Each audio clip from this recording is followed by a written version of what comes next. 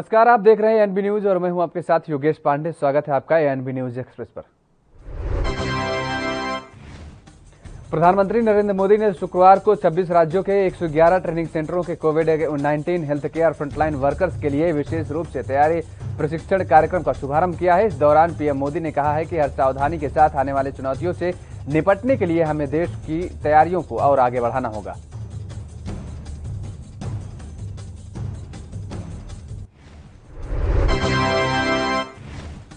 साथ ही पीएम नरेंद्र मोदी ने कहा है कि आज देश में करीब 1 लाख फ्रंटलाइन वर्कर्स को वॉरियर तैयार करने का महाअभियान शुरू किया गया है। पीएम मोदी ने कहा है कि कोरोना की दूसरी लहर में हम लोगों ने देखा है कि इस वायरस का बार बार बदलाव स्वरूप किस तरह से चुनौतियों हमारे सामने ला सकता है। ये वायरस हमारे बीच अभी भी है और इसके म्यूटेंट होने की संभावना भी बनी हुई है।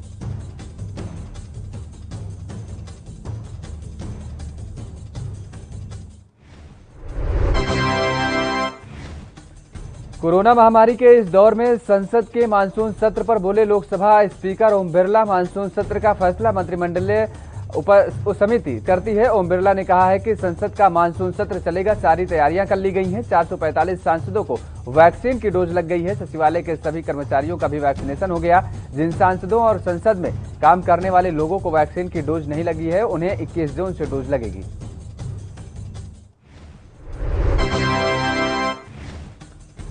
केंद्रीय गृह मंत्री अमित शाह, एनएसए अजीत डोभाल और जम्मू कश्मीर के डीजीपी दिलबाग सिंह समेत देश के उच्च सुरक्षा अधिकारियों के साथ केंद्रीय गृह मंत्रालय में एक अहम बैठक हुई।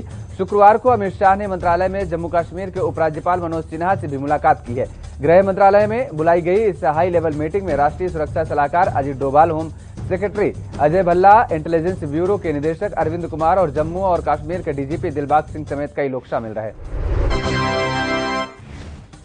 इस बैठक में अमित शाह ने जम्मू कश्मीर प्रशासन को निर्देश दिए हैं किसानों के लिए चलाई जा रही योजना जैसे प्रधानमंत्री किसान योजना, जिसके अंतर्गत किसानों का प्रतिवर्ष 6,000 रुपए जमा किए जाते हैं, और किसान क्रेडिट कार्ड के अंतर्गत सभी किसानों को इन योजनाओं का लाभ सुनिश्चित करें। गृहमंत्री ने प्रधानमंत्री विकास पैकेज, फ्लैगशिप और प्रतिष्ठा परियोजनाओं तथा औद्योगिक विकास की परियोजनाओं को शीघ्र पूर्णता कराने के बल दिया है।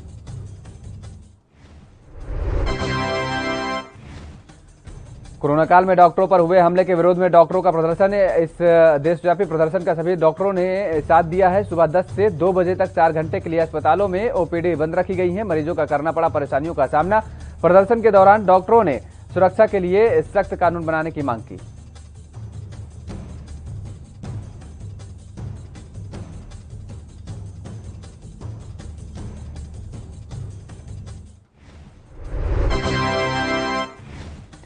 मध्य प्रदेश सरकार के ऊर्जा मंत्री प्रद्युम्न सिंह तोमर का शुक्रवार को अनोखा अंदाज देखने को मिला है। मंत्री मोती झील स्थित बिजली कंपनी के मुख्यालय पहुंचे। यहां उन्होंने अधिकारियों से शहर में हो रही ट्रिपिंग की शिकायतों के बारे में जानकारी ली। इस पर अफसरों ने बताया कि उन्हें समस्याओं से जूझना पड़ रहा है, जिस पर मंत्री खंभे पर चढ़ते हुए नजर आए।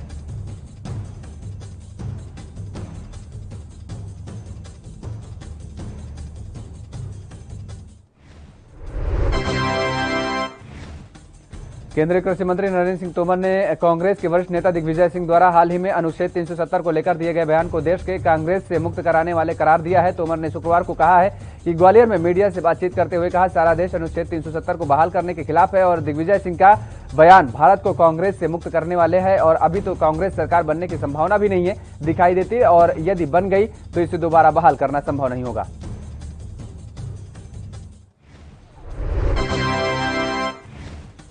छत्तीसगढ़ में नक्सली समस्या पर राज्य के सीएम भूपेश बघेल ने कहा है कि आदिवासी क्षेत्रों में लड़ाई जल, जंगल, जमीन की है। छत्तीसगढ़ सरकार आदिवासियों को जमीन देना चाह रही है, लेकिन नक्सली नहीं चाहते कि किसी आदिवासी को शासकीय पट्टा मिले। समस्याओं को लेकर आदिवासियों और सामाजिक कार्यकर्ताओं से बात की जा रही है।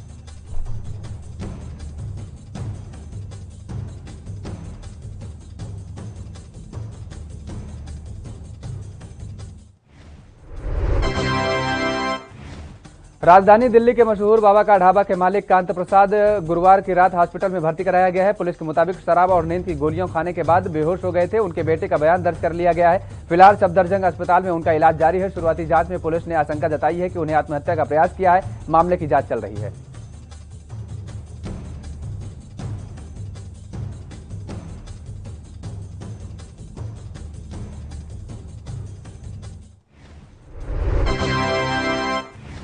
देश में कोरोना की दूसरी लहर के तहत दैनिक संक्रमित मामलों में कमी, लेकिन मौत का आंकड़ा अभी भी चिंता का सबब बना हुआ है। कोरोना के दैनिक संक्रमित मामलों में उतार चढ़ाव जारी है। बीते 24 घंटे में कोरोना के 62,480 नए मामले दर्ज किए गए हैं, जबकि कोरोना की चपेट में आने से 1,587 मरीज ने जान गंवाई है।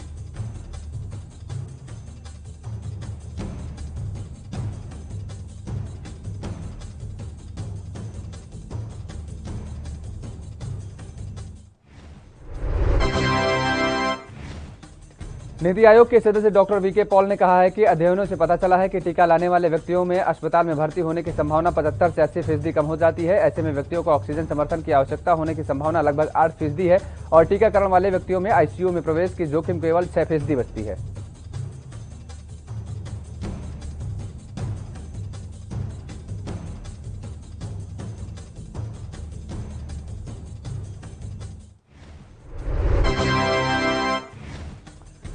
वहीं स्वास्थ्य मंत्रालय के संयुक्त सचिव लव अग्रवाल ने कहा है कि पिछले 24 घंटे में सक्रिय मामलों की संख्या घटकर 7,98,656 हो गई है। पिछले 3 दिनों में सक्रिय मामलों में 1,14,000 की कमी आई है। अब रिकवरी दर बढ़कर 96% हो गई है। हम हर रोज 18.4 लाख कोरोना टेस्ट कर रहे हैं। इसके साथ ही 22 करोड़ से अधिक लोगों को कोरोना वैक्सीन की पहली डोज लग गई है और 5 करोड़ से अधिक लोगों की दूसरी डोज भी लगाई जा चुकी है।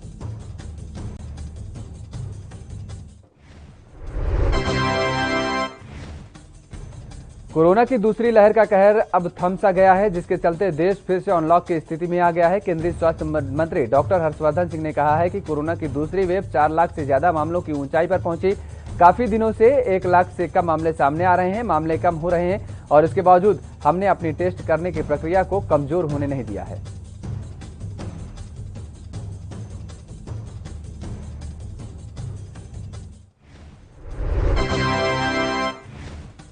उत्तर प्रदेश के मुख्यमंत्री योगी आदित्यनाथ शुक्रवार को बलिया पहुंचे। सुबह 11:15 बजे पुलिस लाइन परेड ग्राउंड में हेलीपैड से उतरने के बाद उनका अभिनंदन किया गया। इसके बाद मुख्यमंत्री जिला अस्पताल का निरीक्षण करने पहुंचे। सबसे पहले उन्होंने इमरजेंसी वार्ड में स्थापित पोस्ट कोविड वार्ड में भर्ती मरीजों की स्वास्थ्य सुविधाओं और दवा के बारे में पूछताछ की।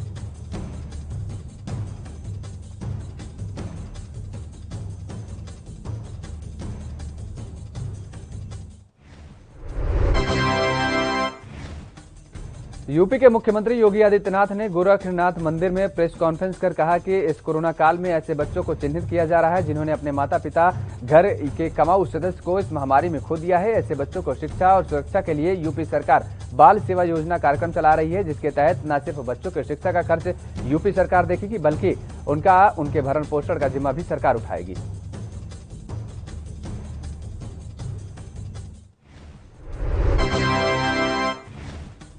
रामनगरी अयोध्या के तपस्वी छावनी के महंत परमहंस दास का मामला सामने आया है। महंत परमहंस दास ने पत्र जारी कर बताया है कि आम आदमी पार्टी, सपा और कांग्रेस के नेताओं ने उन्हें ट्रस्ट और बीजेपी का विरोध करने के लिए 2 करोड़ का ऑफर दिया गया। राम मंदिर ट्रस्ट पर जमीन प्रकरण पर भाजपा का विरोध करने के लिए ऑफर दे रहे थे। उन्होंने शंकराचार्य जगतगुरु स्वरूपानंद सरस्वती पर भी आरोप लगाया। उनका कहना है कि 50 करोड़ रुपए देकर आम आदमी पार्टी, सपा और कांग्रेस ने खरीद लिया है।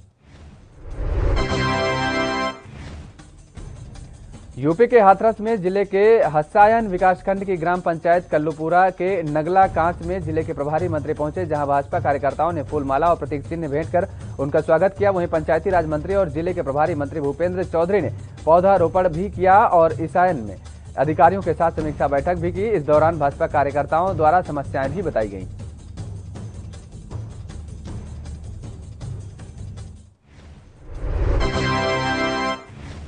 उत्तर प्रदेश के कुशीनगर की एक नदी में एक नाव फंस जाने से लगभग 150 लोगों को सुरक्षित निकाल लिया गया है। दरअसल बरवापट्टी थाना क्षेत्र की ग्राम पंचायत अमवा खास के बरवापट्टी घाट में बृहस्पतिवार के शाम लगभग 7 बजे नाव नदी पर कर लगभग 150 लोग नाव समेत नदी में फंस गए। नाव में लगे इंजन में आई तकनीकी खामी के चलते नाव धारा में फंस गई थी। नाव पर सवार लोगों को दूसरी छोटी नावों से बाहर निकाला गया।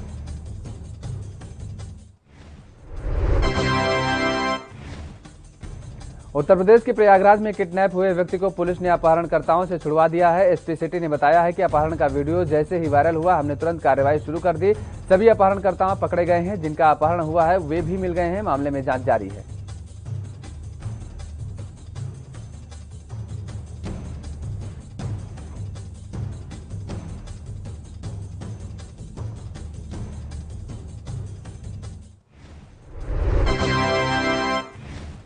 हरियाणा की मनोहर लाल मंत्रिमंडल में बदलाव की अटकलों के बीच राष्ट्रीय राजधानी में हरियाणा की सियासी गतिविधियां बढ़ गई हैं। चंडीगढ़ में अपनी गठबंधन सरकार के 600 दिन की उपलब्धियां गिनाने के बाद मुख्यमंत्री खट्टर नई दिल्ली पहुंचे। उनके बाद राज्य के गृहमंत्री अनिल विज भी अचानक दिल्ली पहुंच गए, जहां सीएम खट्टर ने केंद्रीय गृहमंत्री अमित शाह से मुलाकात की तो अनिल विज बीजेपी के राष्ट्रीय अध्यक्ष जेपी नड्डा से मिलने पहुंचे हैं और इसके बाद हरियाणा कैबिनेट में बदलाव की अटकलें अब तेज हो गई हैं।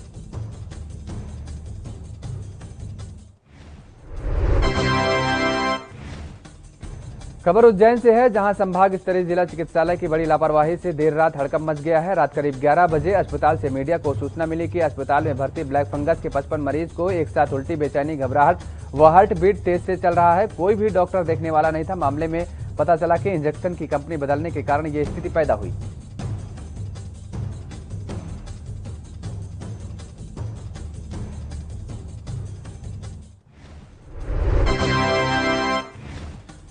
भगवान श्री महाकालेश्वर मंदिर में दर्शनार्थियों के लिए 28 जून से दर्शन शुरू होंगे। ऑनलाइन बुकिंग करवाने पर स्लॉट के अनुसार दर्शन की अनुमति दी जाएगी। वैक्सीनेशन सर्टिफिकेट या फिर 24 से 48 घंटे पूर्व की कोविड रिपोर्ट दिखाने पर ही मंदिर परिसर में प्रवेश दिया जाएगा। बता दें कि श्री महाकालेश्वर मंदिर परिसर में सभी देव स्थान दर्शन के लिए खुले रहेंगे।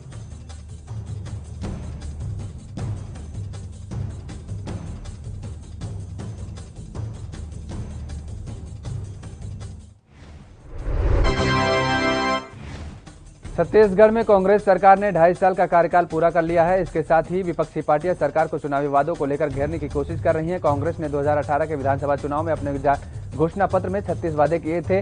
पार्टी का दावा है कि इसमें से आधे से ज्यादा पूरे कर लिए गए हैं। वहीं विधानसभा के बजट सत्र में नेता प्रतिपक्ष धर्मलाल कौशिक के एक सवाल के जवाब में मुख्यमंत्री भूपेश बघेल ने बताया था कि अब तक 14 वादे पूरे किए गए हैं और 22 अपूर्ण हैं।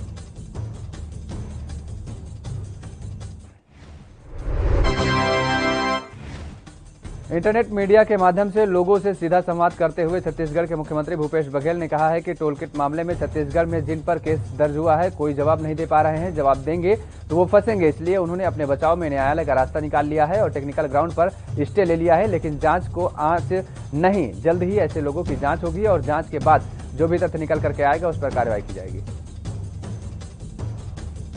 फिलहाल रुकते हैं एक छोटे से ब्रेक के लिए। ब्रेक के बाद फौरन हाजिर होते हैं।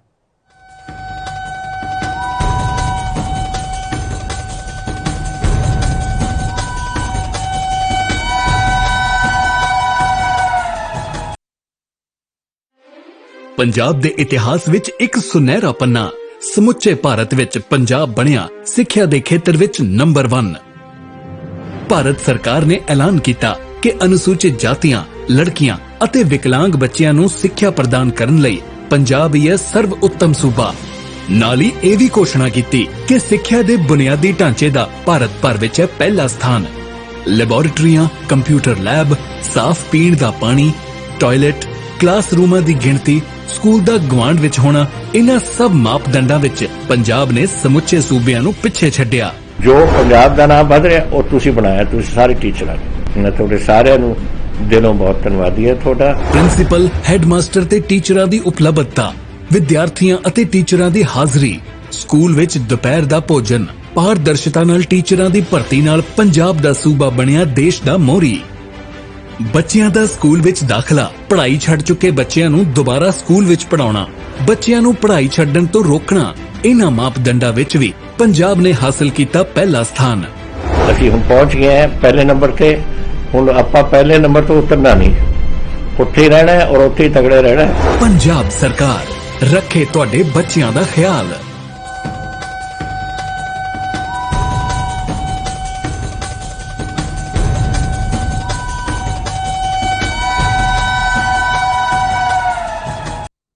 ब्रेक के बाद एक बार फिर आप सभी का स्वागत है। एएनबी न्यूज एक्सप्रेस में आगे बढ़ेंगे। कांग्रेस पार्टी अगला आम चुनाव पूर्व राष्ट्रीय अध्यक्ष राहुल गांधी के नेतृत्व में लड़ेगी। छत्तीसगढ़ के मुख्यमंत्री भूपेश बघेल का कहना है कि नैतिक साहस के कारण ही राहुल गांधी ने 2019 के चुनाव के बाद अपनी जिम्मेदारी स्वीकारी और इस्तीफा दिया। वे राष्ट्रीय अध्यक्ष के रूप में जितने सक्रिय थे, आज वे किसी पद में न रहते हुए भी उससे ज्यादा सक्रिय नजर आ रहे हैं। रायपुर में महंगाई के खिलाफ कांग्रेसियों ने शुक्रवार दिन में 12 बजे चक्का जाम किया। कांग्रेसी जहां मौजूद थे वहीं चक्का जाम करते नजर आए। प्रदेश अध्यक्ष सहित ब्लॉक स्तर के पदाधिकारियों ने मोदी सरकार की नीतियों के खिलाफ नारेबाजी की। गैस, पेट्रोल, डीजल की बढ़ती महंगाई को लेकर विधायक कुलदीप जुनेजा के नेतृत्व में कार्यकर्ताओं के फाफाडीह चौक पर चक्का जाम किया। यमुनानगर में कष्ट निवारण समिति की बैठक में भाग लेने पहुंचे हरियाणा के खेल मंत्री संदीप सिंह को किसानों के विरोध का सामना करना पड़ा। किसानों ने पहले से ही संदीप सिंह का विरोध करने का ऐलान किया हुआ था और जिसके चलते जिला सचिवालय के चारों तरफ बैरिकेडिंग की गई थी। हाईवे पर रास्ता बंद किया गया था, लेकिन भारी संख्या में किसान जिला सचिवालय के नजदीक पहुंच गए। इस दौरान खेल मंत्री संदीप सिंह के खिलाफ किसानों ने जोरदार प्रदर्शन किया। इनेलो नेता अभय सिंह चौटाला ने कहा है कि प्रदेश में जो भी अधिकारी भ्रष्टाचार में संलिप्त मिलता है उसे एक बार निलंबित कर कुछ दिन बाद बहाल कर मनचाही पोस्टिंग दे दी जाती है। इससे बड़ा भ्रष्टाचार का कोई सबूत नहीं हो सकता।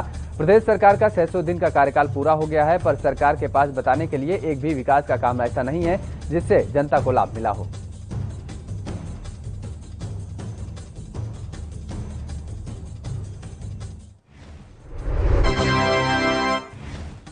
पंजाब के गुरदासपुर में एक व्यक्ति 36 साल के लिए अपने परिवार की आर्थिक मदद के लिए पुर्तगाल गया था, लेकिन किसी को नहीं पता था कि संदीप नाम का व्यक्ति कभी वापस नहीं आएगा। पुर्तगाल में संदीप की अचानक हुई मौत से परिवार में मायूसी छा गई है। आज गुरदासपुर के सांसद सनी देओल के प्रयासों से संदीप का पार्थिव शरीर उनके घर पहुंचा और उनका अंतिम संस्कार हुआ।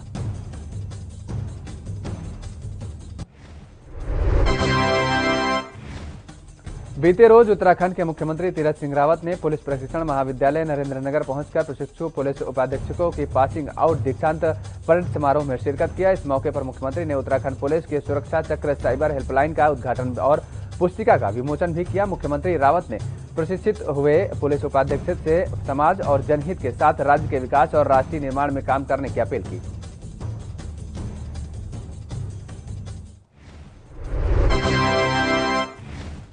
उत्तराखंड बीजेपी के प्रदेश कार्य समिति 19 जून को होगी। कोविड काल को देखते हुए कार्य समिति की वर्चुअल आयोजन होगा। 1 जुलाई से वर्चुअल जिला कार्य समितियों का आयोजन होगा। ये 10 जुलाई तक चलेंगी। वहीं 10 जुलाई से मंडल कार्य समितियों की बैठक होंगी। ये बैठकें प्रत्यक्ष होंगी। इसके साथ साथ पार्टी के अन्य कार्यक्रम भी चलेंगे। इन सभी कार्यक्रमों के प्रबंधन के लिए पार्टी ने जिम्मेदारियां भी तय कर दी हैं।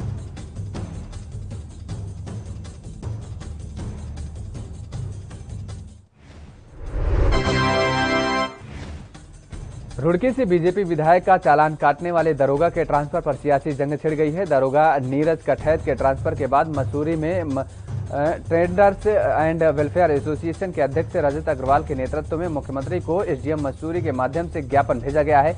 इस दौरान नीरज कठैत का तत्काल ट्रांसफर निरस्त करने की मांग की गई है।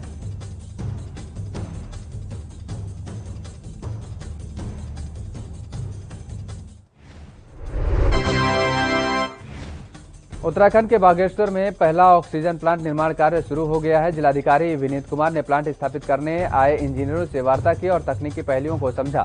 कार्यदायी संस्था को गुणवत्तापूर्वक कार्य करने के निर्देश भी दिए। जिलाधिकारी ने ट्रामा सेंटर में निर्मित 25 बेड के क्षमता वाले कोविड केयर सेंटर के लिए ऑक्सीजन जनरेशन प्लांट का निरीक्षण भी किया।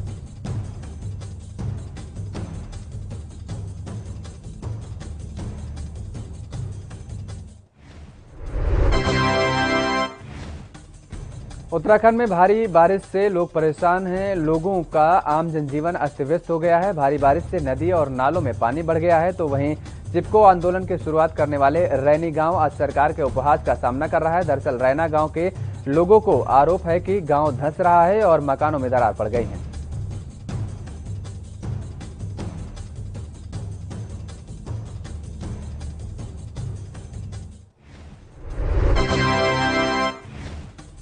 लोक जनशक्ति पार्टी में जारी सियासी घमासान के बीच चिराग पासवान समेत 5 सदस्यों का डेलीगेशन चुनाव आयोग से मिला। मुलाकात के बाद उन्होंने कहा है कि हमने पार्टी में जारी घटनाक्रम को लेकर चुनाव आयोग को जानकारी दी है। चुनाव आयोग को बताया गया है कि पार्टी का अध्यक्ष मैं हूं और पार्टी के संविधान के मुताबिक मेरा 5 साल के लिए चयन हुआ था।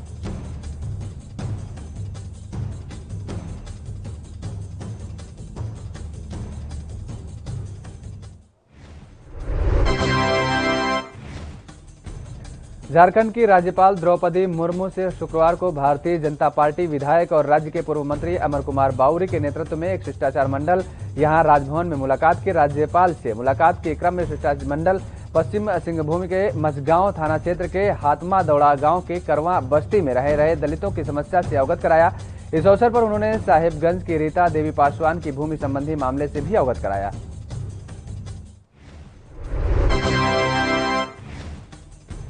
विश्व योग दिवस को लेकर जालौन में तैयारियां पूरी कर दी गई हैं। कोरोना महामारी के प्रकोप के कारण इस बार योग दिवस ऑनलाइन मनाया जाएगा। इसके लिए डीएम प्रियंका निरंजन ने जिले के अधिकारियों के साथ बैठक कर दिशा निर्देश दिए हैं। बता दें कि विकास भवन सभागार में जिलाधिकारी प्रियंका निरंजन की अध्यक्षता में आयोजित बैठक में डीएम ने जिले के सभी अधिकारियों को निर्देशित किए। फिलहाल रुकते हैं एक और छोटे से ब्रेक के लिए। ब्रेक के बाद फौरन हाजिर होते हैं।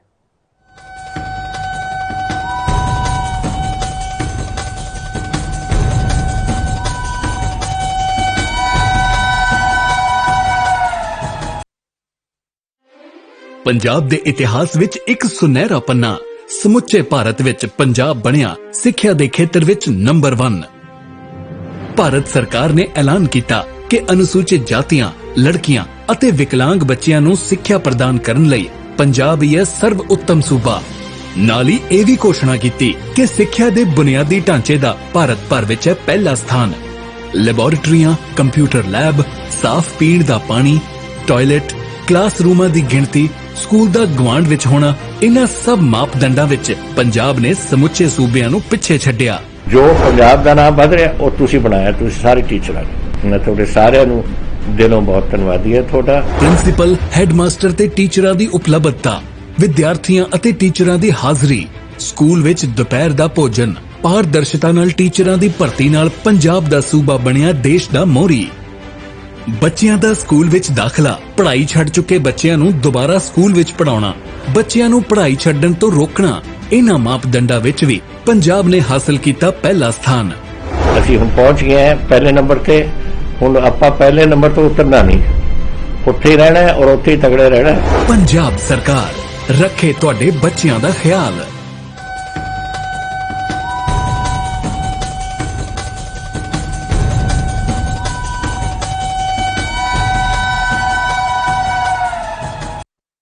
ब्रेक के बाद एक बार फिर आप सभी का स्वागत है। एएनबी न्यूज एक्सप्रेस में खबरों में आगे बढ़ेंगे।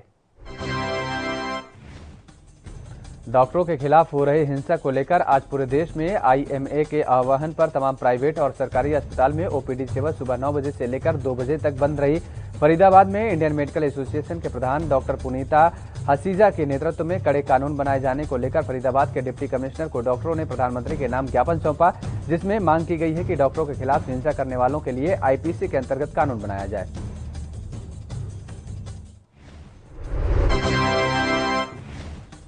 खबर हरियाणा के पलवल से है, जहां सरकारी नौकरी लगवाने के लिए लोगों को फर्जी नियुक्ति पत्र जारी कर ठगी करने का मामला सामने आया है। चांदहट थाना पुलिस ने भंडाफोड़ किया है। चांदहट थाना प्रभारी रामचंद्र जाखड़ ने ठगी के 2 आरोपियों को गिरफ्तार भी किया है।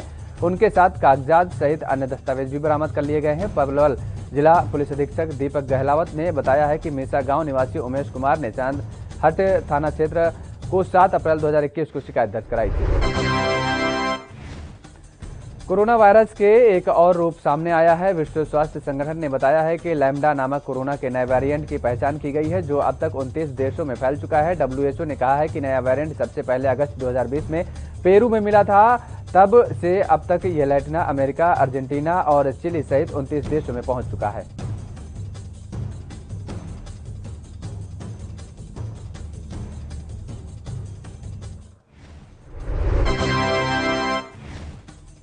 अब 3-4 नहीं बल्कि 6 महीने तक चलेगा सलमान खान का बिग बॉस शो मेकर्स ला रहे हैं ओटीटी लिस्ट ट्विस्ट। निर्माताओं ने बताया कि पिछले 2 सीजन की सफलता को ध्यान में रखते हुए शो की अवधि लंबी करने का फैसला लिया गया है। इसके अलावा फैंस के बीच उत्साह बनाए रखने को लेकर नए हर एवेक्शन के साथ वाइल्ड कार्ड कंटेंट्स की एंट्री भी होगी।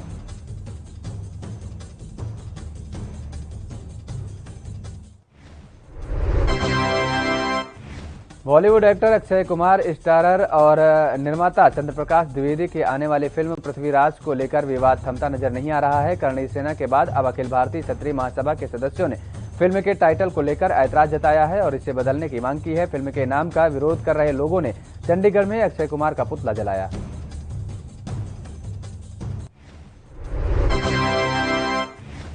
कंट्रोवर्सी क्वीन राखी सावंत का नया म्यूजिक वीडियो रिलीज हो गया है। इस गाने का नाम ड्रीम में एंट्री है। वीडियो में राखी का लुक काफी जबरदस्त लग रहा है।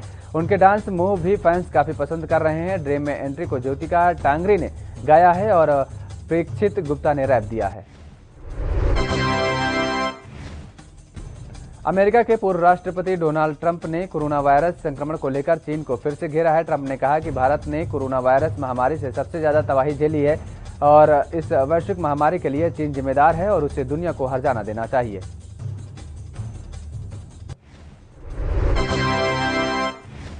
उत्तर कोरिया के तानाशाह किम जोंग उन ने अपनी सरकार को दिया आदेश, कहा यूएस के साथ टकराव के लिए पूरी तरह तैयार रहे। आपको बता दें कि ये खबर ऐसे समय में आई है जब हाल ही में अमेरिका सहित पश्चिमी देशों ने उत्तर कोरिया से अपने परमाणु कार्यक्रम को छोड़कर बातचीत की मेज पर वापस लौटने का आग्रह किया था। खुद को शक्तिशाली देश कहने वाले चीन ने ताइवान को फिर से डराने की कोशिश की है। चीन ने लड़ाकू विमान ने एक बार फिर से ताइवान की सीमा में घुसपैठ की हिमाकत की है। ताइवान ने बताया है कि चीनी एयरफोर्स के करीब 7 लड़ाकू विमान ताइवान के एयर डिफेंस आइडेंटिफिकेशन जोन में घुस गए थे और जिसका ताइवान ने मुंहतोड़ जवाब दिया।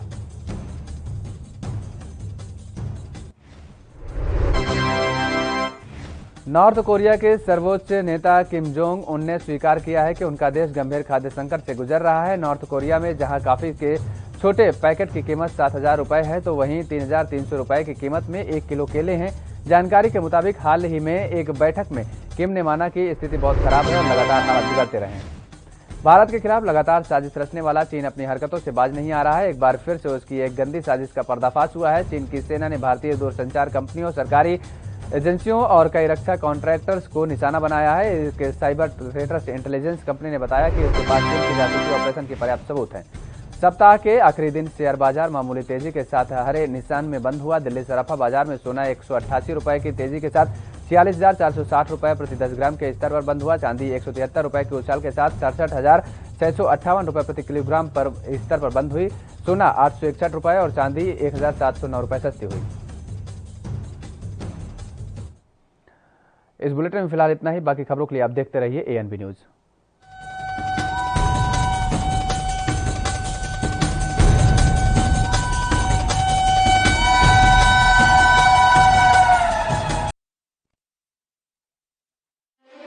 पंजाब ਦੇ ਇਤਿਹਾਸ ਵਿੱਚ ਇੱਕ ਸੁਨਹਿਰਾ ਪੰਨਾ ਸਮੁੱਚੇ ਭਾਰਤ ਵਿੱਚ ਪੰਜਾਬ ਬਣਿਆ ਸਿੱਖਿਆ ਦੇ ਖੇਤਰ ਵਿੱਚ ਨੰਬਰ 1।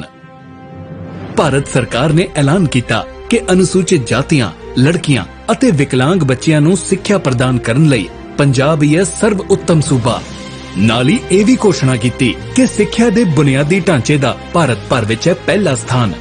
ਲੈਬੋਰੇਟਰੀਆਂ, ਕੰਪਿਊਟਰ ਲੈਬ, ਸਾਫ਼ ਪੀਣ ਦਾ ਪਾਣੀ, ਟਾਇਲਟ, ਕਲਾਸਰੂਮਾਂ ਦੀ ਗਿਣਤੀ, ਸਕੂਲ ਦਾ ਗਵਾਂਢ ਵਿੱਚ ਹੋਣਾ, ਇਹਨਾਂ ਸਭ ਮਾਪਦੰਡਾਂ ਵਿੱਚ ਪੰਜਾਬ ਨੇ ਸਮੁੱਚੇ ਸੂਬਿਆਂ ਨੂੰ ਪਿੱਛੇ ਛੱਡਿਆ। ਜੋ ਪੰਜਾਬ ਦਾ ਨਾਮ ਵਧ ਰਿਹਾ ਉਹ ਤੁਸੀਂ ਬਣਾਇਆ, ਤੁਸੀਂ ਸਾਰੇ ਟੀਚਰਾਂ ਨੇ। ਮੈਂ ਤੁਹਾਡੇ ਸਾਰਿਆਂ ਨੂੰ ਦਿਲੋਂ ਬਹੁਤ ਧੰਨਵਾਦੀ ਹਾਂ ਤੁਹਾਡਾ। ਪ੍ਰਿੰਸੀਪਲ, ਹੈਡਮਾਸਟਰ ਤੇ ਟੀਚਰਾਂ ਦੀ ਉਪਲਬਧਤਾ, ਵਿਦਿਆਰਥੀਆਂ ਅਤੇ ਟੀਚਰਾਂ ਦੀ ਹਾਜ਼ਰੀ, ਸਕੂਲ ਵਿੱਚ ਦੁਪਹਿਰ ਦਾ ਭੋਜਨ, ਪਾਰਦਰਸ਼ਤਾ ਨਾਲ ਟੀਚਰਾਂ ਦੀ ਭਰਤੀ ਨਾਲ ਪੰਜਾਬ ਦਾ ਸੂਬਾ ਬਣਿਆ ਦੇਸ਼ ਦਾ ਮੋਹਰੀ। ਬੱਚਿਆਂ ਦਾ ਸਕੂਲ ਵਿੱਚ ਦਾਖਲਾ, ਪੜ੍ਹਾਈ ਛੱਡ ਚੁੱਕੇ ਬੱਚਿਆਂ ਨੂੰ ਦੁਬਾਰਾ ਸਕੂਲ ਵਿੱਚ ਪੜਾਉਣਾ, ਬੱਚਿਆਂ ਨੂੰ ਪੜ੍ਹਾਈ ਛੱਡਣ ਤੋਂ ਰੋਕਣਾ, ਇਹਨਾਂ ਮਾਪਦੰਡਾਂ ਵਿੱਚ ਵੀ ਪੰਜਾਬ ਨੇ ਹਾਸਲ ਕੀਤਾ ਪਹਿਲਾ ਸਥਾਨ। ਅਸੀਂ ਹੁਣ ਪਹੁੰਚ ਗਏ ਹਾਂ ਪਹਿਲੇ ਨੰਬਰ ਤੇ। ਹੁਣ ਆਪਾਂ ਪਹਿਲੇ ਨੰਬਰ ਤੋਂ ਉਤਰਨਾ ਨਹੀਂ, ਉੱਥੇ ਹੀ ਰਹਿਣਾ ਔਰ ਉੱਥੇ ਹੀ ਤਗੜੇ ਰਹਿਣਾ। ਪੰਜਾਬ ਸਰਕਾਰ ਰੱਖੇ ਤੁਹਾਡੇ ਬੱਚਿਆਂ ਦਾ ਖਿਆਲ।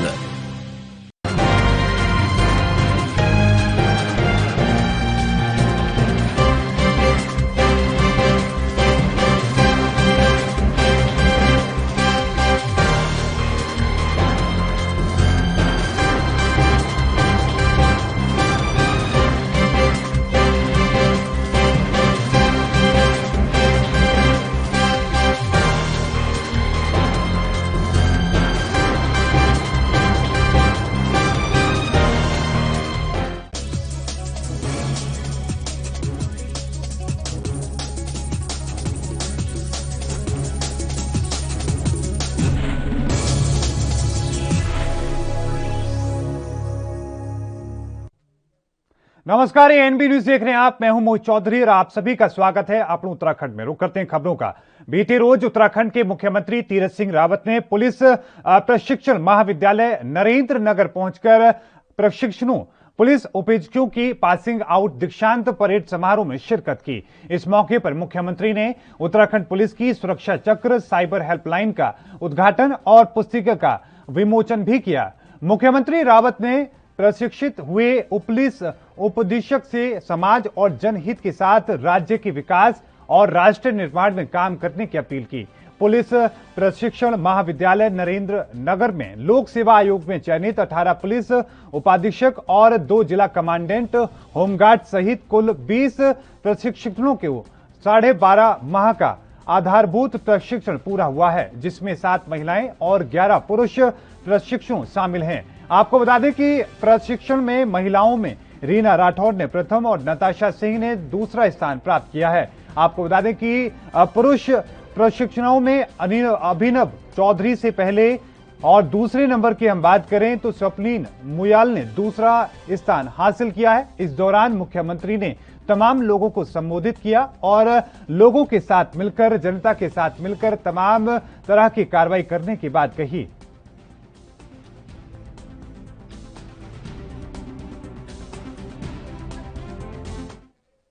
तो वहीं उत्तराखंड बीजेपी की प्रदेश कार्य समिति 19 जून को होने जा रही है। कोविड काल को देखते हुए कार्य समिति का वर्चुअल आयोजन होगा। 1 जुलाई से वर्चुअल जिला कार्य समितियों का आयोजन होना है। ये 10 जुलाई तक होगी। 10 जुलाई से मंडल कार्य समितियों की बैठक होगी। ये बैठकें प्रत्यक्ष होंगी। इसके साथ साथ पार्टी के अन्य कार्यक्रम भी चलेंगे। इन सभी कार्यक्रमों के प्रबंधन के लिए पार्टी ने जिम्मेदारियां भी तय कर दी हैं। गुरुवार को बीजेपी प्रदेश मुख्यालय में प्रदेश अध्यक्ष मदन कौशिक की अगुवाई में प्रदेश कार्य समिति की बैठक की तैयारियों को लेकर मंथन हुआ। वर्चुअल माध्यम से उन्होंने आगामी कार्यक्रमों को लेकर विस्तृत चर्चा के बाद तैयारियों को अंतिम रूप दिया। कौशिक ने सभी पदाधिकारियों को सेवा के कार्यों के साथ मिशन 2022 में जुटने के लिए भी आह्वान किया। प्रदेश महामंत्री संगठन अजय कुमार ने बताया कि प्रदेश और जिले में कार्य योजनाएं तय की गई हैं। 19 जून को वर्चुअल कार्य समिति के 4 सत्र होंगे। आगामी चुनाव को लेकर सेवा ही संगठन के तहत बैठकें होंगी और कोरोना के नियमों का पालन किया जाएगा। उसके बाद 20 जुलाई को प्रशिक्षण वर्ग का आयोजन किया जाएगा।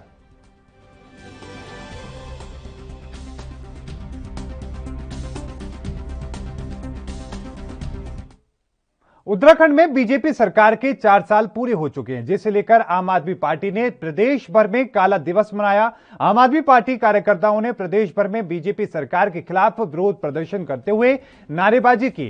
कार्यकर्ताओं ने बीजेपी सरकार के 4 साल की विफलता पर जवाब दो, हिसाब दो, माफी मांगो अभियान के तहत सभी विधानसभाओं में प्रदर्शन किया। आम आदमी पार्टी की तरफ से सभी 70 विधानसभाओं में से ये प्रदर्शन किया गया। इसी कड़ी में सितारगंज के मीना बाजार में भी आम आदमी पार्टी ने रैली निकाली। कार्यकर्ताओं ने ये रैली ने मीना बाजार स्थित अपने कार्यालय से मुख्य चौक तक निकाली। रैली के दौरान आम आदमी पार्टी के कार्यकर्ताओं ने स्लोगन लेकर तीरथ सरकार के खिलाफ भ्रष्टाचार के नारे भी लगाए। आम आदमी पार्टी के जिला उपाध्यक्ष डॉक्टर विनय कृष्ण मंडल ने कहा कि सरकार के 100 दिन पूरे हो चुके हैं और जनता इन 100 दिनों में बहुत ज्यादा त्रस्त हो चुकी है। तो वहीं जिला महामंत्री बिशन दत्त जोशी ने कहा कि इन 100 दिनों में सरकार केवल अपने बयानों के लिए ही प्रसिद्ध रही है। उत्तराखंड की जनता को वैश्विक महामारी में न टीका मिल पा रहा है और न ही रोजगार मिल पा रहा है। इसके अलावा महंगाई की मार भी लगातार आम जनता पर पड़ रही है।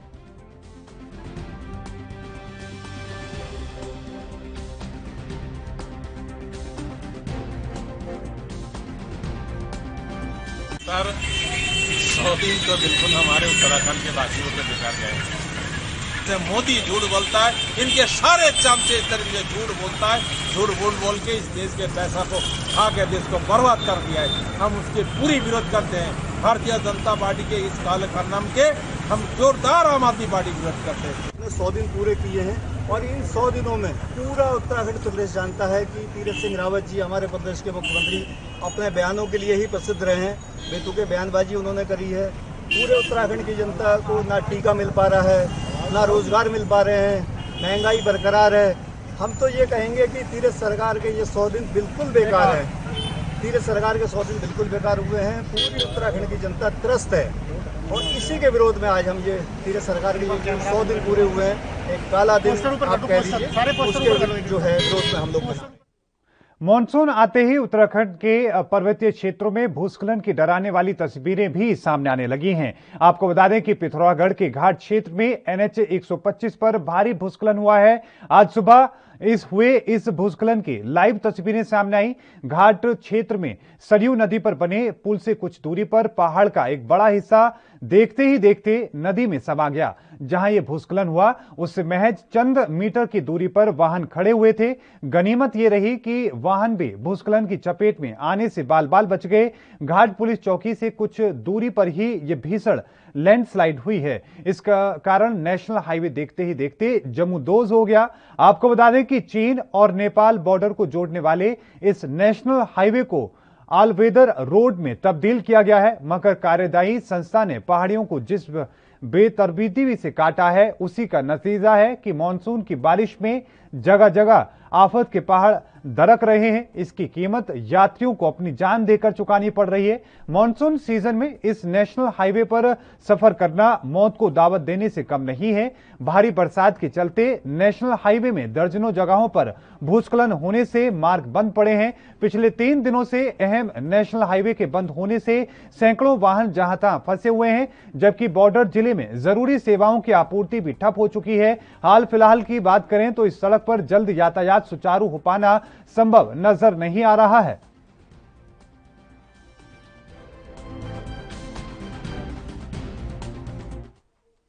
उत्तराखंड के पूर्व मुख्यमंत्री त्रिवेंद्र सिंह रावत ने कुंभ मेले में कोरोना जांच में हुए फर्जीवाड़े की न्यायिक जांच करने की मांग की है।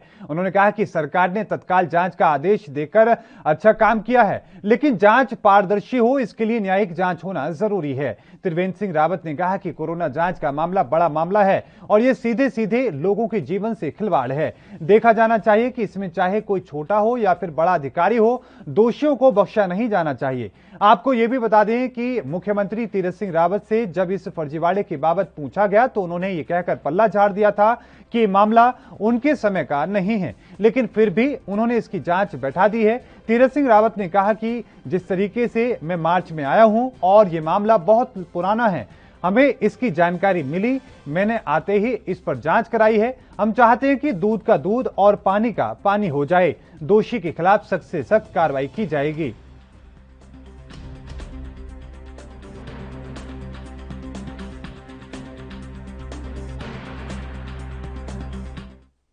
उत्तराखंड में पिछले 24 घंटों में कोरोना संक्रमण के 264 नए मामले सामने आए हैं, वहीं 7 मरीजों की मौत हो गई। इसके अलावा आज 345 मरीजों को ठीक होने के बाद घर भेजा गया। वहीं कुल संक्रमितों की मौत का आंकड़ा 7000 पार कर चुका है। स्वास्थ्य विभाग की ओर से जारी बुलेटिन के मुताबिक गुरुवार को 28,671 सैंपलों की जांच की गई और इसके साथ ही आपको बता दें कि अल्मोड़ा में 17, बागेश्वर में 12 और चमोली में 8, चंपावत में 26, देहरादून में 55, हरिद्वार में 45, नैनीताल में 12, पौड़ी में 14, पिथौरागढ़ में 27, रुद्रप्रयाग में 7, टिहरी में 11, उधम सिंह नगर में 24 और उत्तरकाशी में 6 मामले सामने आए हैं। प्रदेश में अब तक कोरोना के कुल मामलों की संख्या 3,38,066 हो चुकी है। इनमें से 3,21,807 लोग ठीक हो चुके हैं। वहीं सक्रिय मामलों की संख्या घटकर 3,471 पर पहुंच चुकी है। राज्य में कोरोना के चलते अब तक चल रहे 7,011 लोगों की जान जा चुकी है, तो वहीं उत्तराखंड में ब्लैक फंगस के मामले और उनकी मौतें लगातार बढ़ रही हैं। बीते रोज देहरादून जिले में 10 नए ब्लैक फंगस के मरीज सामने आए हैं, जबकि 2 लोगों की मौत बीते रोज अकेले देहरादून में हुई है।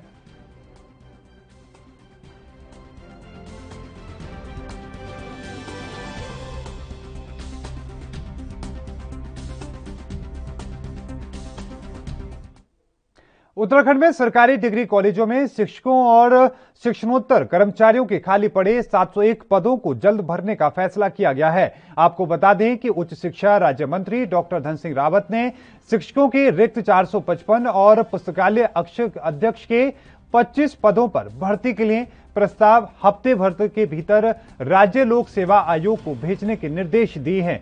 ग्रुप ग के 221 पदों पर भर्ती राज्य अधीनस्थ सेवा चयन आयोग के माध्यम से होगी। विधानसभा स्थित सभाकक्ष में उच्च शिक्षा राज्य मंत्री डॉक्टर धन सिंह रावत की अगुवाई में विभागीय बैठक में यह फैसला लिया गया। डॉक्टर रावत ने कैरियर एडवांसमेंट स्कीम के तहत कॉलेज में प्रोन्नति के लिए प्रक्रिया शुरू की और इसके करने और प्राचार्यों की रिक्त 5 पदों की डीपीसी कराने के लिए निर्देश दिए।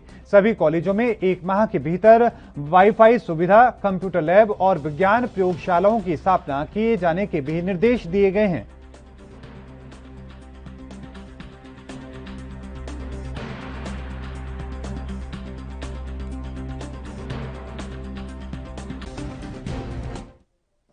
तो वहीं हरिद्वार महाकुंभ में श्रद्धालुओं की फर्जी कोविड नेगेटिव रिपोर्ट से संक्रमण दर गिरने पर पीठ थपथपाने वाले अफसरों की मुश्किलें बढ़नी तय हैं। हाईकोर्ट की फटकार के बाद नामित एजेंसी और लैबों ने कोविड जांचों की संख्या अचानक बढ़ाई।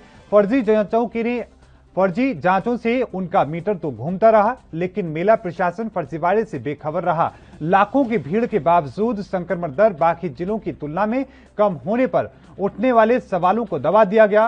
कोरोना काल में कुंभ को आयोजन को लेकर काफी खींचतान चली। तत्कालीन मुख्यमंत्री त्रिवेंद्र सिंह रावत ने कोविड के फैलाव को देखते हुए श्रद्धालुओं के हरिद्वार आने के लिए सख्त गाइडलाइंस भी लागू की। हाईकोर्ट ने भी मेला प्रशासन से हर रोज 50,000 RT-PCR जांच कराने के निर्देश दिए। हाईकोर्ट के आदेशों के पालन में मेला प्रशासन ने लैबों को ज्यादा से ज्यादा जांच कराने का दबाव डाला। मेला अवधि में सरकारी और निजी मिलाकर कुल 34 लैब जांच कर रही थी। इनमें 11 एजेंसियों को मेला स्वास्थ्य विभाग ने नामित किया था। सभी एजेंसियों ने महाकुंभ अवधि में 6 लाख से ज्यादा जांच कर डाली।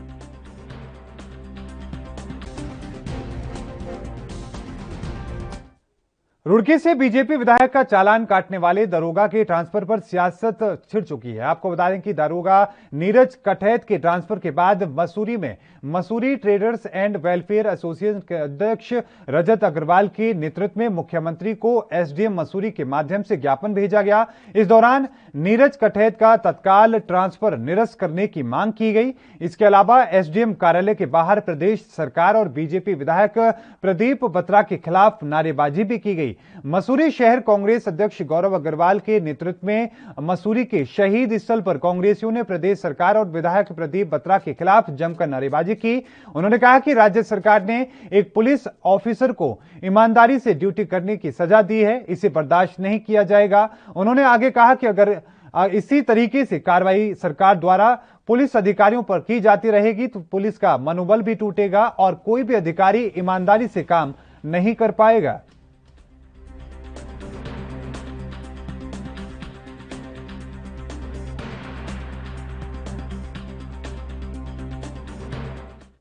और इस बीच रुकेंगे एक बहुत छोटे से ब्रेक के लिए, जल्द हाजिर होते हैं।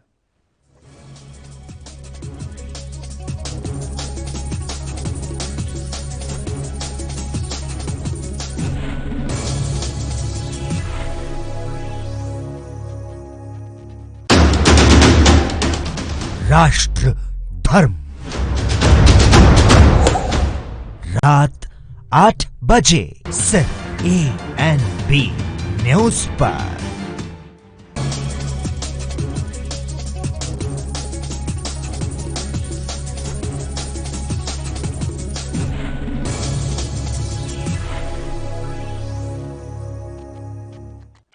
ब्रेक के बाद एक बार फिर से आपका स्वागत है। रुक करते हैं बाकी खबरों का। उत्तराखंड के बागेश्वर में पहला ऑक्सीजन प्लांट निर्माण कार्य शुरू हो चुका है। जिलाधिकारी विनीत कुमार ने प्लांट स्थापित करने आए इंजीनियरों से वार्ता की और तकनीकी पहलुओं को समझा। आपको बता दें कि कार्यदायी संस्था को गुणवत्तापूर्वक कार्य करने के निर्देश दिए गए। जिलाधिकारी ने ट्रॉमा सेंटर में निर्मित 25 बेड की क्षमता वाले कोविड केयर सेंटर के लिए ऑक्सीजन जनरेशन प्लांट का निरीक्षण किया।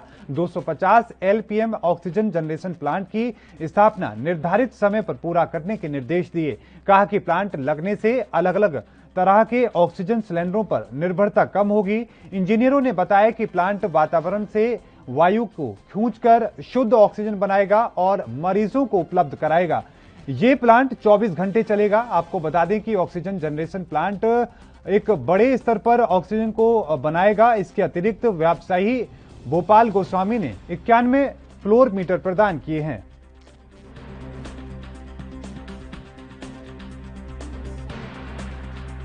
हम लगातार प्रयास कर रहे थे कि ऑक्सीजन जनरेशन प्लांट हमारे जितने भी डिस्ट्रिक्ट हॉस्पिटल्स हैं और CHCs हैं उसमें हम लोग एस्टेब्लिश सेटअप कर सके। और आज हमें बहुत खुशी हो रही है कि जो पहला ऑक्सीजन जो जनरेशन प्लांट है वो जमुना किशन गोस्वामी जी के माध्यम से हमें उपलब्ध हो गया है। वहीं आपको बता दें कि उत्तराखंड में कोरोना पर अंकुश लगाने के लिए 18 से ज्यादा आयु के युवाओं के लिए वैक्सीनेशन कार्यक्रम चल रहा है, लेकिन इसकी रफ्तार बहुत धीमी है। 37 दिनों में करीब 12% युवाओं को ही वैक्सीन लग पाई है। प्रदेश में 50 लाख युवाओं को वैक्सीन लगनी है, लेकिन अभी तक मात्र 5,91,000 को ही पहली डोज लग पाई है। इससे सरकार के कोरोना पर पूरी तरीके से काबू पाने के दावे धरातल पर उतरते नजर नहीं आ रहे हैं। बुजुर्ग और कोरोना वॉरियर्स स्वास्थ्य कर्मियों के बाद सरकार ने राज्य की करीब आधी आबादी यानी कि 18 से 44 साल के युवाओं को कोरोना की वैक्सीन लगाने का फैसला लिया था। 10 मई से वैक्सीनेशन का काम शुरू किया गया। शुरू में वैक्सीनेशन का कार्य तेजी से चला, लेकिन वैक्सीन की कमी के चलते ये काम धीमा हो गया। जिन केंद्र में 1000 टीके लगते थे, वहां पर घटकर 100 टीके प्रतिदिन रह गए। राज्य में 37 दिन बाद करीब 5,91,570 लोगों को वैक्सीन की पहली डोज लग पाई है। औसतन एक दिन में राज्य में 16,000 वैक्सीन की डोज लग रही है, जो कि काफी कम है। यही स्थिति रही तो सभी युवाओं को टीकाकरण करने में 10 माह से ज्यादा का समय लग जाएगा। उधर जानकारों का कहना है कि जब तक 60 से 70% आबादी का पूरी तरीके से वैक्सीनेशन नहीं होता है, तब तक कोरोना पर अंकुश लगाना संभव नहीं है। ऐसी स्थिति में कोरोना का खतरा आने वाले दिनों में भी बना रहेगा।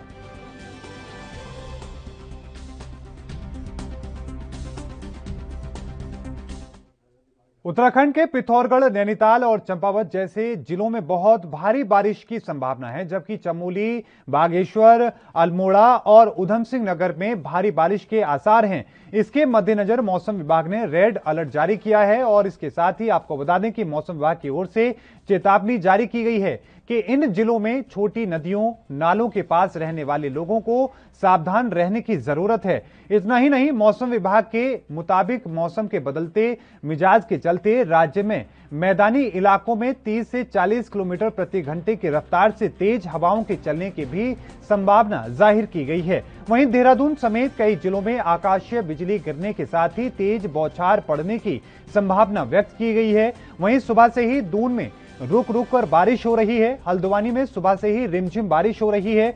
रुद्रपुर की बात करें तो वहां पर बारिश रुकी हुई है, बादल छाए हुए हैं।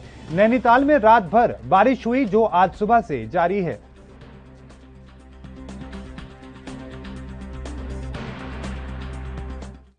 उत्तराखंड में भारी बारिश से लोग परेशान हैं। लोगों का आम जनजीवन अस्त व्यस्त हो चुका है। भारी बारिश से नदी और नालों में पानी बढ़ चुका है, जिससे लोगों की परेशानी और ज्यादा बढ़ चुकी है। उत्तराखंड में कई गांव धंस चुके हैं। लोगों के घरों में दरारें पड़ चुकी हैं।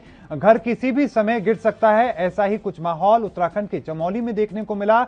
आपको बताएं कि चिपको आंदोलन की शुरुआत करने वाले गांव रैनी गांव आज सरकार के उपहास का सामना कर रहा है। दरअसल रैना गांव के लोगों का आरोप है कि गांव धंस रहा है और मकानों में दरार पड़ रही है, लेकिन ना तो सरकार ने किसी को भेजा है और ना ही वहां पर कोई अधिकारी पहुंच रहा है।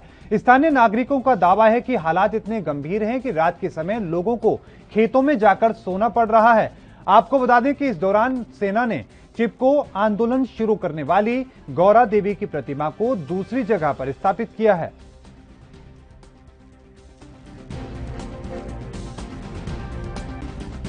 अरे साल में रहे आज हमको कोई नहीं हमारे साथ जाना और ऐसे एक भाना कुछ नहीं खाली हाँ खाना कुछ नहीं खाना ये हमारे अरे ये दिन बटे हम बहुत परेशान हुए। हमारा बच्चा को लुगा तमन धरी यहाँ हम भी बह रहे हैं तो अब वो तो रहे हैं हम सारी रात हल्कोणो सरो बाढ़ नदी वार को आने सरो तो काटिल तेली सरो हमारा जमीन धस के मिर्चा खेत सभी चले गया। मैं 3 दिन सरो रो के मैं यहाँ पर हम विधायक मंत्री कोई नहीं आ रहे, कोई आ ही नहीं रहा है। पता नहीं क्यों नहीं आ रही है। पूरे गांव जाने वाले हम रात को यहाँ सोते नहीं। रात को तो हम ऊपर जाते खेतों में जाते हैं। कहाँ जाए हम? ऊपर जंगल में जाते हैं सोने के लिए। रात को बेचैनी से सोते हम। आवाज पूरा गांव धस गया है, मकाने में दरारें आ गए हैं। तो विस्थापित होना चाहिए था, तुरंत विस्थापित होना चाहिए था। पता नहीं सरकार कहाँ सो रखे हैं। पता नहीं अपने आप अलग के जोशीमठ में कागज पत्र बना दे होंगे। और मेरे गांव की महिला पुरुष बहुत परेशान हुआ और हमारे गांव में दरार पड़ गए और पूरे गांव धसकर दरार पड़ गए। नीचे के गांव जान बैठे को और ऊपर के गांव में दरार पड़े। हृदय में दराग पड़ रही जैसे दराग गांव में पड़ रही। तो हमको हम रो रो कर रहे हैं, हमारे महिला रो रो कर रहे हैं। 3 दिन हो गया, बच्चों पर रखकर जंगल जा रहे लोग सोने के लिए पेड़ के नीचे। और सरकार का अभी तक मालूम नहीं। 7 फरवरी दराग आए, 7 फरवरी का हमारा नुकसान पड़ो। मैं बुजुर्ग माता मरी, लड़का मरा, सरकार यहाँ रोड दो।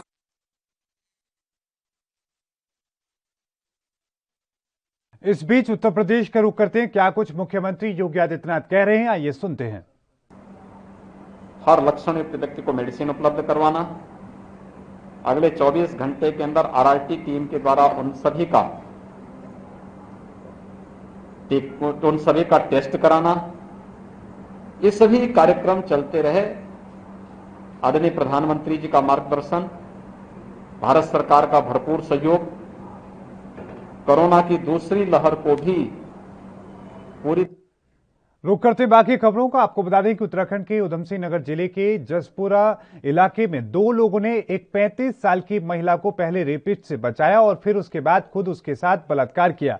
पीड़िता ने पुलिस में अपनी शिकायत दर्ज कराई है और जिसमें पीड़िता ने बताया कि पहली घटना 30 मई को हुई थी, जब उसकी कॉलोनी में मिला एक व्यक्ति जबरदस्ती उसके घर में घुस आया और उसके साथ दुष्कर्म की वारदात को अंजाम दिया। जैसे ही महिला ने शोर मचाना शुरू किया तो कॉलोनी में रहने वाले 2 लोगों ने उसे बचाने की कोशिश की और उसके घर पर पहुंचे। जसपुर थाना प्रभारी JS देवपुरा ने कहा कि उन्होंने महिला के साथ दुष्कर्म करने वाले आदमी की पिटाई की और इस वादे के साथ उसे जाने दिया कि वो आगे भविष्य में इस तरह की कोई घटना नहीं करेगा।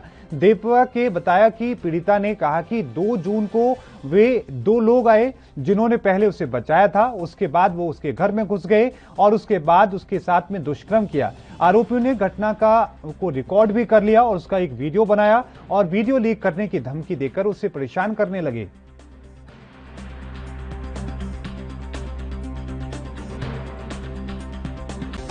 उसकी पहचान एक एजाज जो जसपुर का रहने वाला उस लड़के से हुई थी।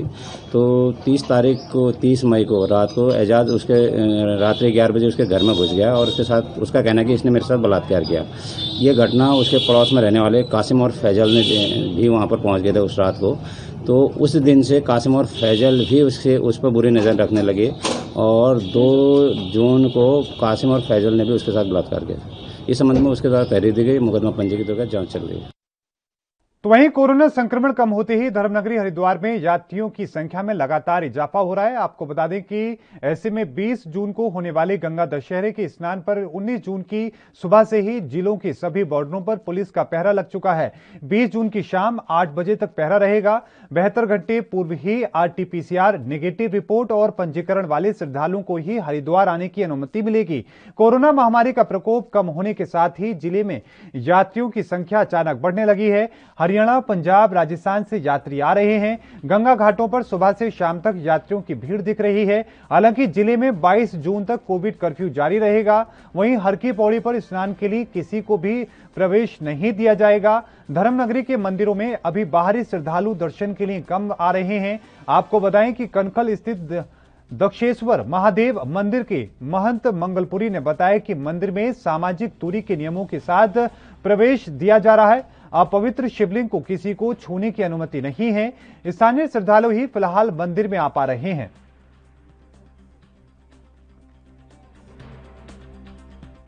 कोरोना काल 1 साल से ज्यादा लंबे समय से चल रहा है और इस दरमियान एक आंकड़ा चिंताजनक बना हुआ है। उत्तराखंड पुलिस की स्पेशल टास्क फोर्स ने जो डेटा जारी किया है उसके मुताबिक राज्य में 1 साल के दौरान साइबर क्राइम के मामलों में अच्छा खासा उछाल देखने को मिला है।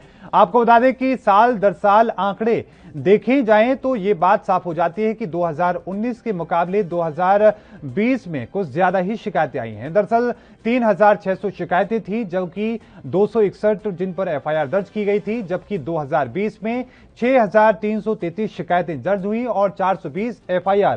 बात साफ है कि लॉकडाउन जैसे हालात के चलते साइबर अपराधियों की गतिविधियां तेजी से बढ़ने लगी। डेटा जारी करने वाले विभागीय अधिकारियों की माने तो इस साल मई के महीने तक STF के पास 2860 शिकायतें आ चुकी हैं और साइबर अपराधों के मामलों में करीब 350 FIR फाइल की जा चुकी है।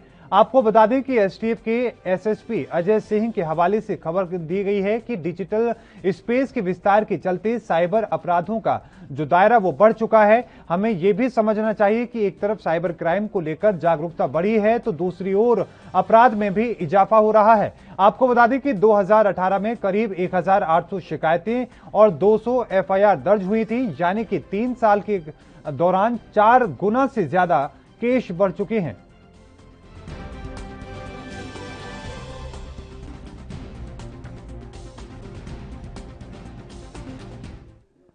और इस बुलेटिन में अभी के लिए इतना ही। लगातार खबरों के लिए देखते रहें एएनबी न्यूज। मुझे दीजिए इजाजत, धन्यवाद।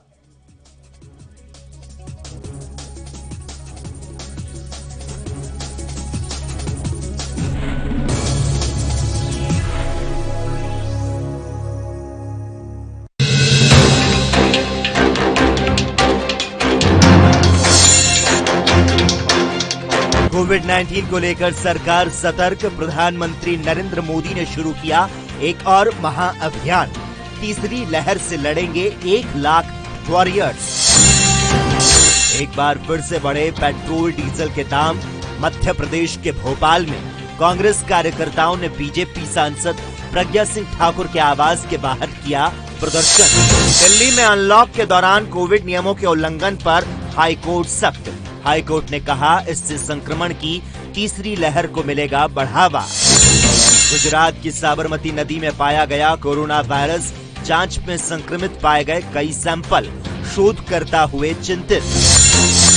उत्तराखंड में मूसलाधार बारिश जारी। बद्रीनाथ नेशनल हाईवे हुआ ठप। भारी बारिश से हुआ भूस्खलन। नीति आयोग के सदस्य डॉक्टर वीके पॉल ने कहा अध्ययनों से पता चला कि टीका लेने वाले व्यक्तियों में अस्पताल में भर्ती होने की संभावना 75 से 80% कम होती है। ऐसे व्यक्तियों को ऑक्सीजन समर्थन की आवश्यकता होने की संभावना लगभग 8% है और टीकाकरण वाले व्यक्तियों में आईसीयू में प्रवेश का जोखिम केवल 6% है। देश में कोरोना की दूसरी लहर के तहत दैनिक संक्रमित मामलों में कमी, लेकिन मौत का आंकड़ा अभी भी चिंता का सबब बना। 24 घंटे में कोरोना के 62,480 नए मामले किए गए दर्ज।